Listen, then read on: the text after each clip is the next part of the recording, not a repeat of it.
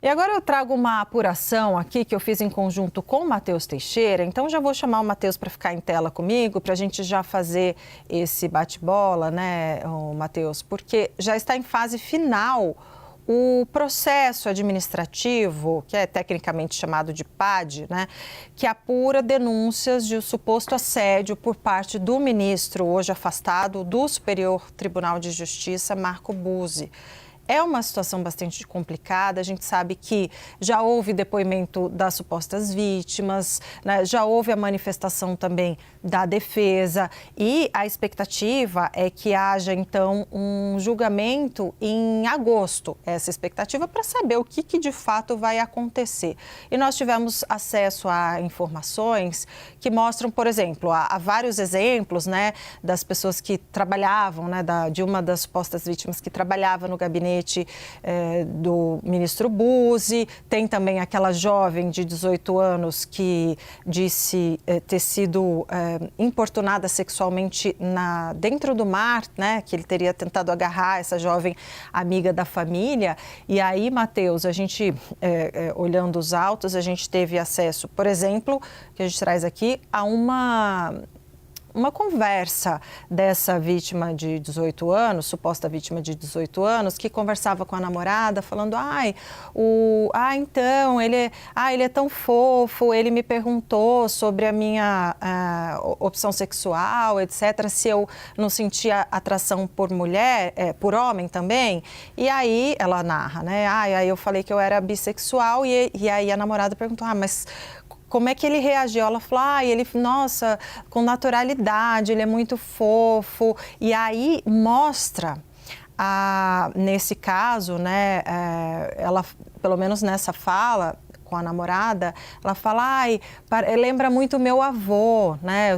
Então, assim, aquela relação de carinho, de confiança, né? Porque você pensa, por que eventualmente um homem, né, de 60 e poucos anos, convida uma menina de 18 para ir ao mar, se não tem uma relação de carinho, de confiança, de amizade, sem nenhum, né? Isso é absolutamente comum, sem nenhuma intenção, ou seja, ela não teria visto perigo, né, de uma pessoa que ela confiava, que ela via como um avô, de ter ido. Então, assim, zero problema. E lá, segundo os relatos dela, foi lá que aconteceu dentro do mar dele ter tentado agarrá-la e pressionada.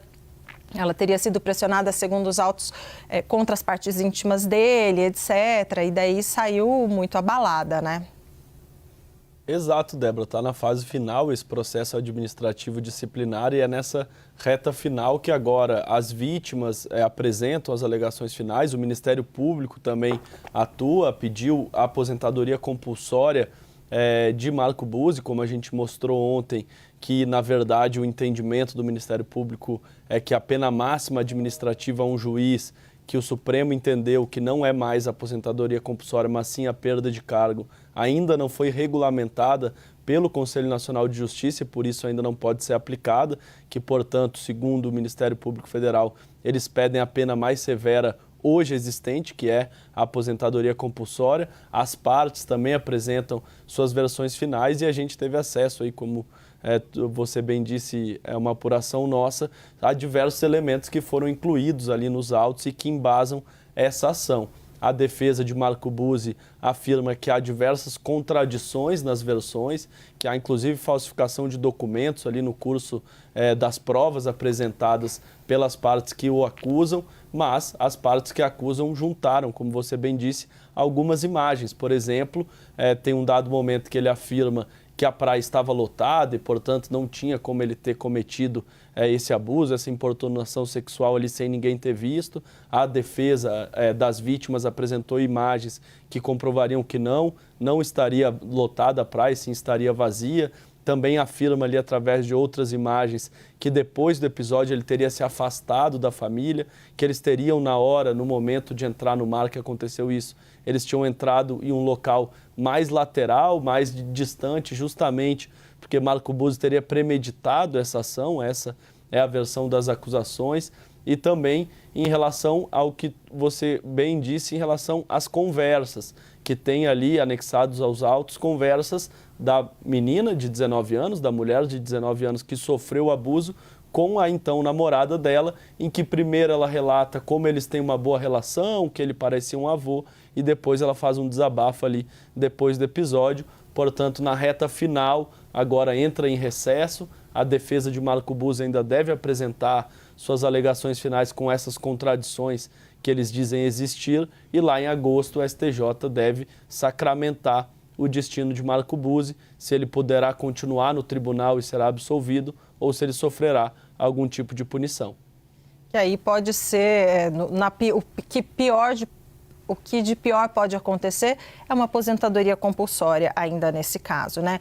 Matheus, e aí a gente tem duas linhas, quer dizer, duas instâncias de investigação. Uma coisa é a investigação do próprio STJ, desse PAD, o processo administrativo, e para ver o que vai acontecer com o cargo dele. E outra é uma investigação criminal mesmo, que está, por se tratar de um ministro do STJ, está no Supremo Tribunal Federal. O que você nos conta sobre esse outro processo? Exato, Débora. Por ser ministro da STJ, ele tem o foro privilegiado, foro por prerrogativa de função que lhe dá o direito de ser julgado diretamente pelo Supremo Tribunal Federal. Isso foi parar no Supremo, houve um sorteio ali de relator, caiu com o ministro Cássio Nunes Marques, que é o relator dessa ação. Mas a ação sigilosa e, pelo que a gente apurou, ela está meio parada.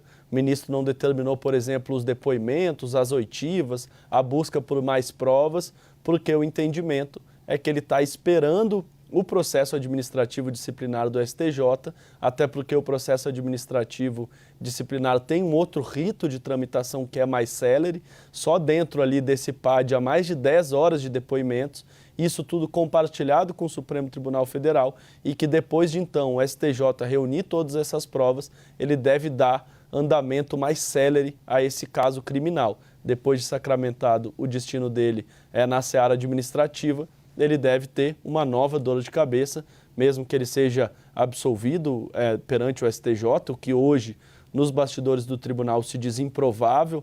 Há uma avaliação interna ali que o ambiente não é nada bom para Marco Buzzi, mas mesmo que ele obtenha uma vitória inesperada, ele ainda tem uma questão criminal em curso perante o Supremo Tribunal Federal, mas que está meio parado. O ministro Cássio Nunes Marques deixando o STJ trabalhar com celeridade, ir atrás de provas, colher os depoimentos, e isso deve ser destravado depois no Supremo Tribunal Federal, porque, como você bem disse, na seara administrativa o STJ tem lidado com isso. O CNJ, o corregedor que chegou a atuar, deixou tudo com o Superior Tribunal de Justiça, é quem vai dar a palavra final sobre o destino dele em relação à própria função. Ele já foi afastado cautelarmente do cargo, portanto não está atuando como ministro, mas ainda pode reverter.